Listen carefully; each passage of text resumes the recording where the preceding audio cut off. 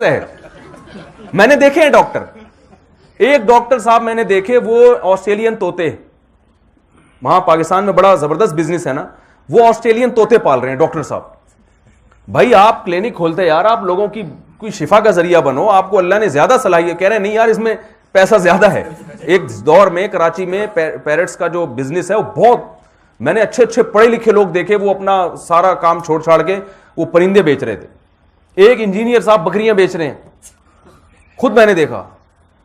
تو ٹھیک ہے, جب مقصد پیسہ کمانا ہو تو پھر تو ٹھیک ہے, لیکن جب ایک ویژن ہوتا ہے آخرت, تو آخرت کیا کہتی ہے بھائی؟ اللہ کہتا ہے کہ تم جنت کمانا چاہتے ہو نا, تو جنت ملے گی اللہ کا حق ادا کر کے اور مخلوق کا. تو اللہ کا حق تو اللہ نے مخصوص احکام بتا دیے, نماز ہے, زکات ہے, حج ہے, روزہ ہے, ختم. اللہ کا حق یہاں کیا ہو گیا؟ ختم. توحید کے بعد 4 احکام اللہ نے بیان کر دی. باقی مخلوق کے حقوق میں کیا؟ انسانیت کی خدمت. خیر الناس من ينفع الناس, نبی نے فرمایا سب سے بہتر وہ ہے جو لوگوں کے لیے فائدہ مند ہے. یعنی جتنا زیادہ لوگوں کو فائدہ پہنچا سکتے ہیں اللہ کی نظر میں اتنے زیادہ آپ بہتر ہیں. تو پیغمبروں کی سوچ کیا ہے؟ جب یوسف علیہ السلام نے دیکھا ابھی میں اس کو توحید کی دعوت دے کر اس کے لیے فائدہ مند ہو سکتا ہوں, دعوت دے دی, اپنا مقصد بات ڈیلے کر دیا کہ مجھے جیل سے نکالو. اب یہاں دیکھ رہے ہیں کہ اگر میں وزیر خزانہ بن جاؤں تو لوگوں کو دنیا کا فائدہ بھی اور آخرت کا فائدہ بھی, کیونکہ اس ملک میں ابھی سب سے بڑا مسئلہ کیا کھڑا ہونے والا ہے؟ دیکھو ہمارے ملک میں سب سے بڑا مسئلہ کرپشن ہے نا, تو آپ ایسے ادارے میں جاؤ جہاں جا کے آپ کرپشن کو روک سکو. کیا خیال ہے بھائی؟ تو ایجوکیشن اس حساب سے اپنے بچوں کو دلاؤ نا. وہ ایک بھیڑ چال ہے, ابھی دیکھو سارے ایم بی اے کر رہے ہیں پاکستان میں, جس کو دیکھو ایم بی اے. ارے سارے مینیجر بن جائیں گے, نیچے ملازم کون بنے گا یار؟ وہ ایک کو دیکھ لیا, وہ چمونی آپا کے بیٹے کو ایم بی اے کیا ہوا ہے اس نے, تو اس کی 2-2.5-3 لاکھ روپے تنخواہ ہے. تو اب ساری آپائیں کیا بنا رہی ہیں اپنے بچوں کو؟ بھائی تو بھی ایم بی اے کر, تو بھی ایم بی اے. اتنی مینیجر تو ایک ہوتا ہے, آگے نیچے اتنے سارے لوگ ہوتے ہیں, پھر وہ کہنے جاب نہیں مل رہی. کہاں سے ملے گی جاب بھائی آپ کو؟ تو اوبر کا دور آئے تو سارے سب کچھ چھوڑ کے کیا چلا رہے ہیں؟ اوبر. شروع میں ہمیں یاد ہے بھائی اوبر چلاؤ یار, کریم چلاؤ, اوبر چلاؤ کر. جب سب نے ہی چلانی شروع کر دی تو پیسنجر ہی نہیں مل رہے. جو پیسنجر اوبر میں بیٹھتا وہ اپنی اوبر چلا رہے.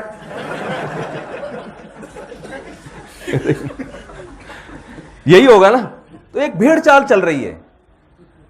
اللہ نے آپ کو دنیا کمانے سے منع نہیں کیا, نہیں منع کیا اللہ نے.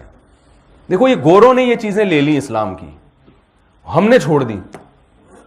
ہمارے ہاں جو دین, اول تو دین اسلام ہی نہیں ہے, دینداری نہیں ہے. دینداری ہے تو 1-2 مخصوص شعبے پکڑ کے بیٹھ گئے, بس اس کو سمجھتے ہیں یہی سب سے بڑا کیا ہے, یہی سب سے بڑا دین ہے. تو آپ دیکھیں یوسف علیہ الصلوۃ والسلام نے کیا کہا. یوسف علیہ السلام کو اندازہ تھا کہ بھائی ولی عہد بننے سے بھی ولی بادشاہی مل جائے گی. جب لوگ خود دیکھیں گے نا اتنا کام کیا انہوں نے, تو اس دور میں بھی قوم میں اتنی سمجھ تھی کہ ان کو پتا تھا اگلی دفعہ بادشاہ انہی کو بنانا ہے, ٹھیک ہے نا. تو یوسف علیہ السلام نے کہا اجعلنی علی خزائن الارض, مجھے زمین کے خزانوں کا وزیر بنا دیں. آپ کی فراست نے اندازہ لگا لیا تھا کہ اس وقت سب سے زیادہ ویلیو کس کی ہوگی؟ وزیر خزانہ, کیونکہ خزانے ہی مارکیٹ سے شارٹ ہونے والے ہیں. اور یہ بادشاہ سے نہیں سنبھلنے والا کام کہ کتنا اسٹور کرنا ہے, کتنا ڈیوائیڈ کرنا ہے. اور اس میں اس بات کی بھی ضرورت تھی کہ جب لوگ آپ کے محتاج ہوتے ہیں تو ان کی محتاجی سے فائدہ اٹھا کے بزنس کرنا بھی جائز ہے آپ کے لیے, اعتدال کے ساتھ. ایسا نہ ہو کہ ایک ماس آپ 2000 روپے میں بیچنا شروع کر دیں. لیکن اگر آپ کو پتا ہے کہ اگلے سال ماس کی ضرورت بہت زیادہ ہوگی اور ماس کی قیمت 100 روپے چل رہی ہے تو میں اسٹور کر لیتا ہوں, تو یہ بزنس جائز ہے کہ بھائی میں 100 روپے میں بیچ دوں گا. تو یہ تو بزنس کا حصہ ہے نا کہ جس چیز کی ضرورت آنے والی ہے وہ آپ پہلے سے جمع کر لیتے ہیں. ہاں اتنا جمع کر لینا کہ وہ چیز لوگوں کو ملنا ہی بند ہو جائے, مارکیٹ سے ہی شارٹ ہو جائے, لوگ محتاج, پھر جائز نہیں ہے. اس کو ذخیرہ اندوزی کہتے ہیں. تو یوسف علیہ السلام کو اندازہ تھا کہ اس وقت ہم مصر کی جو گورنمنٹ ہے اس کی معیشت کو بھی مضبوط کر سکتا ہوں, کیونکہ یہ قحط صرف مصر میں نہیں پڑے گا, یہ شام میں بھی, فلسطین اور یہ سارے ایریاز ارد گرد کے سب قحط زدہ ہو جائیں گے, اور راشن صرف ہمارے پاس ہوگا تو ہم فی کس راشن کی قیمت لگا کے اس کو بیچ بھی سکتے ہیں. تو یہ اس کے لیے ایک مضبوط علم چاہیے اکنامکس کا, کتنا علم کے کتنا اسٹور کرنا ہے, کتنا اپنی قوم میں ڈیوائڈ کرنا ہے. ایسا نہ ہو کہ ایک آدمی کو اتنی بوریاں دے رہی وہ تو صبح شام پراٹھے بنا بنا کے کھا رہا ہے, دوسرے کے پاس جناب وہ 2 نوالے, جیسے ہمارے یہاں ڈیوائڈ ہوتا ہے ہمارے یہاں تو کوئی اصول ہی نہیں ہے نا تقسیم کا, ایک لاکھوں میں کھیل رہا ہے, دوسرا بھوک سے مر رہا ہے, تو اس کو ڈیوائڈ کرنا ہے اور پھر سارا ڈیوائڈ کر کے کھلا نہیں دینا. یہ بہترین موقع ہے بزنس کا, تو پوری دنیا کی مدد بھی ہو جائے گی, وہ بھی بھوک سے مرنے سے بچ جائیں گے, اور فیکس ہم ایک راشن کی ایک ویلیو, تو ویلیو کتنی ہونی چاہیے, اتنی زیادہ بھی نہ ہو کہ وہ غریب لوگوں کے لیے ایک راشن کا اصول ناممکن ہو, اتنی کم بھی نہ ہو کہ ہماری معیشت ہی بحال نہ ہو سکے. اس کے لیے اکنامکس کا علم چاہیے, اکاؤنٹنگ کا علم چاہیے. تو یوسف علیہ السلام نے 2 دلائل دیے اس عہدے کے برحق ہونے کے, کہ بھئی میں اس کا اہل ہوں. اجعلنی علی خزائن الارض, مجھے وزیر خزانہ بنا دیں 2 وجہ سے. اس لیے نہیں کہ میں نے آپ پر احسان کیا ہے, نہ نہ نہ, یہ کوئی وجہ نہیں ہے کہ کسی نے آپ پر احسان کیا تو وہ اس کا اہل نہیں بھی ہے تو آپ نے اس کو وہ عہدہ دے دیا. ہمارے یہاں چل رہا ہے کہ نہیں چل رہا؟ او بھائی اس کو ریلوے کا وزیر اس لیے بنا دیا کہ میرے ماموں کا بیٹا ہے یہ, یا یہ بہت اچھا آدمی ہے, یا یہ بہت زیادہ نمازی ہے, یا اس کے 4 مہینے لگے ہوئے ہیں. ایک مثال دے رہا ہوں, اس بیس پہ تو کوئی بناتا نہیں ہے, ایک مثال دے رہا ہوں. بھائی اس کا اس سے کیا تعلق ہے؟ آپ کو یہ ثابت کرنا پڑے گا کہ میں اس کا اہل ہوں. تو یوسف علیہ السلام نے یہ نہیں کہا کہ میں نے چونکہ تمہیں خواب کی تعبیر بتائی اور تمہیں تباہی سے بچا لیا, میرا احسان ہے لہذا مجھے وزیر خزانہ بناؤ.